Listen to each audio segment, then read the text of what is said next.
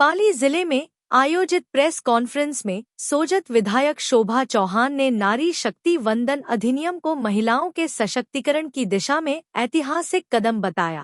मैं सबसे पहले प्रधानमंत्री जी को हृदय से आभार व्यक्त करना चाहती हूँ कि उनकी जो दूरदर्शी नेतृत्व में महिलाओं के सशक्तिकरण को एक नई गति और नई पहचान मिली है। प्रधानमंत्री जी हमेशा नारी शक्ति को देश की बहुत बड़ी ताकत बताया है। आज ये अधिनियम इसी सोच का परिणाम है। दशकों तक महिलाएं राजनीति में कम प्रतिनिधित्व के कारण निर्णय प्रक्रिया से दूर रही, जबकि देश की आबादी में महिलाओं की हिस्सेदारी लगभग आधी है। संसद और विधानसभाओं में इनकी भागीदारी बहुत सीमित रही है और मैं नारी शक्ति वंदन अधिनियम के माध्यम से अब संसद और विधानसभाओं में महिलाओं की 33% आरक्षण मिलने का मार्ग प्रशस्त हुआ है। यह केवल एक कानून नहीं बल्कि करोड़ों बेटियों के सपनों को नई उड़ान देने का एक सपना है, संकल्प है। एक ऐतिहासिक निर्णय के कई बड़े प्रभाव होंगे। महिलाओं की आवाज़ सीधी नीति निर्माण में पहुंचेगी। शिक्षा, स्वास्थ्य, सुरक्षा और सामाजिक विकास के मुद्दों पर अत्यधिक संवेदनशील और मजबूत फैसले होंगे। आने वाली पीढ़ियों की बेटियों को राजनीति में आने की प्रेरणा मिलेगी और प्रधानमंत्री जी के नेतृत्व में बेटी बचाओ बेटी पढ़ाओ, उज्ज्वला योजना, स्वस्थ भारत योजना जैसे अनेक प्रयासों से महिलाओं का जीवन बदलने का काम किया है। यह अधिनियम महिलाओं के नेतृत्व को मुख्य धारा में लाने का मजबूत आधार बनेगा। एक महिला विधायक होने के नाते मैं विश्वास के साथ कहती हूँ कि यह कदम भारत को विकसित राष्ट्र बनाने की दिशा में मील का पत्थर साबित होगा।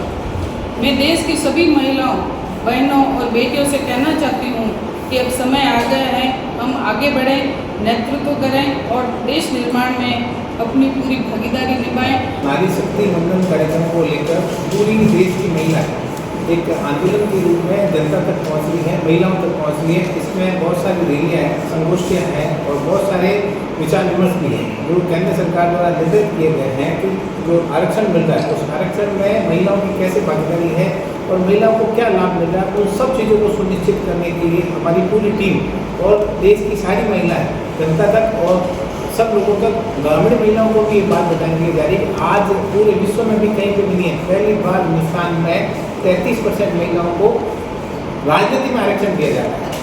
पहले की सरकारों में तो आपने समझा होगा घर में भी आरक्षण नहीं मिलता था, घर में भी उनकी उपयोगिता प्रॉपर नहीं थी, वो मानते ही नहीं थे खाली। लेकिन आज की सरकार, नरेंद्र मोदी की सरकार, भजन लाल जी की सरकार ने निरंतर महिलाओं के लिए ऐसे प्रयास करें जिससे महिला आगे बढ़ सके। इस देश को आगे बढ़ाने में प्रत्येक व्यक्ति जब तक आत्मनिर्भर नहीं हो सकता, जब तक ये देश आगे नहीं बढ़ सकता। प्रधानमंत्री नरेंद्र मोदी जी चाहते हैं कि 2047 में विकसित राष्ट्र बने, तो उस विकसित राष्ट्र में इस देश में रहने वाले प्रत्येक व्यक्ति अपना अपना जब तक योगदान नहीं दे सकता तब तक ये विकसित राष्ट्र नहीं बन सकता। इसी बात को लेते हुए जब से नरेंद्र मोदी जी की सरकार बनी, उन्होंने महिलाओं के उत्थान के लिए, आप चाहे भले उज्ज्वला योजना में देख लो, लगभग 10 करोड़ महिलाओं को निःशुल्क गैस आवंटन किया गया ताकि महिला उसको आगे बढ़ सके। उसके साथ ही महिलाओं के लिए आवास की व्यवस्था की गई। कई जगह ऐसी योजना बनाई गई जिसमें प्रमुख रूप से महिलाएं हों और महिलाएं उसकी प्रधान है।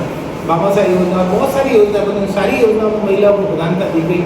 आज उसके बाद में भी आज महिलाओं के लिए जगह जगह हॉस्टल खोले जा रहे हैं, महिलाओं को पढ़ने के लिए व्यवस्थाएं की जा रही है। महिलाओं को सेल्फ हेल्प ग्रुप की तरफ से महिलाओं को आत्मनिर्भर बनाने के लिए आज हिंदुस्तान में 10 करोड़ महिलाएं सेल्फ हेल्प ग्रुप की तरफ से अपना काम करें, जिसमें से लगभग 1,30,00,000 महिलाएं लखपति दीदी बन चुकी हैं। तो महिलाओं को किस तरीके से इस देश को आगे बढ़ाने में उनका सहयोग है, उस देश को आगे बढ़ाने में उनका कैसे सहयोग मिल सके, उसके ऊपर मोदी जी की सरकार काम कर रही है। इतना ही नहीं, उन्होंने उससे भी आगे कदम बढ़ाते हुए आज पूरे हिंदुस्तान में केंद्र में अंदर 33% आरक्षण महिलाओं को देने का प्रयास किया। इतना ही नहीं, उसके साथ साथ SC/ST महिलाओं को अलग से उसके अंदर रिजर्वेशन मिले, उसके लिए भी प्रयास किया ताकि इस देश में रहने वाले प्रत्येक सुदूर और दूर रहने वाली सारी महिला, चाहे शोषित हो, वंचित हो, गरीब हो, और महिलाओं को अधिकार जब घर में मिल रहा है उसके साथ साथ समाज में मिल रहा है, अब उसका राजनीति में मिलेगा ताकि आने वाली हमारी बेटियां इस राष्ट्र का अंतर्गत महिलाओं के से रिलेटेड कोई भी अगर निर्णय लिया जाता है तो उस निर्णय में प्रमुख रूप से अपनी भागीदारी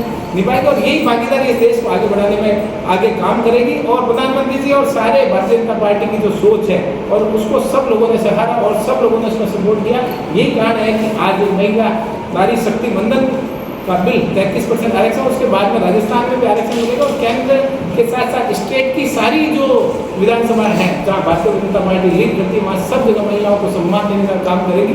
कांग्रेस की सरकारों ने लगातार 65 साल काम करने के बाद में भी सिर्फ 10% तक का ही आरक्षण महिलाओं को दे सकी, लेकिन भारतीय जनता पार्टी ने महिलाओं के पक्ष में महिलाओं को समर्थन देकर महिलाओं को आगे बढ़ाने के लिए आज 33% के आरक्षण का ऐलान करके महिलाओं को सम्मान दिया है और इस देश की जीडीपी को आगे बढ़ाने में, इस देश को लगातार और निरंतर सतत विकसित राष्ट्र बनाने महिलाओं को सहयोग देते हुए महिलाओं को आगे बढ़ाने का काम कर रही है और आज राजनीति क्षेत्र में भी इतना बड़ा काम किया।